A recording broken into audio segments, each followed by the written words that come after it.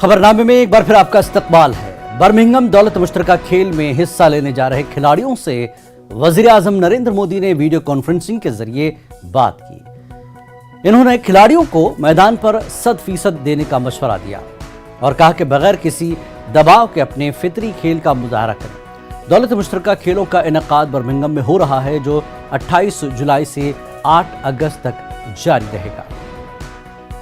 जो 65 से ज्यादा एथलीट पहली बार इस टूर्नामेंट में हिस्सा ले रहे हैं, मुझे विश्वास है कि वो भी अपनी जबरदस्त छाप छोड़ेंगे।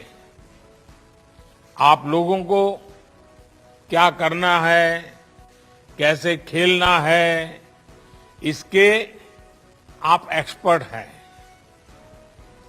मैं बस यही कहूंगा कि जी भर के खेलिएगा, जमकर खेलिएगा, पूरी ताकत से खेलिएगा और बिना किसी टेंशन से खेलिएगा। और आप लोगों ने वो पुराना डायलॉग सुना होगा, कोई नहीं है टक्कर में, कहां पड़े हो चक्कर में। बस इसी एटीट्यूड को लेकर आपको वहां जाना है, खेलना है। और आगे बढ़ेंगे मध्य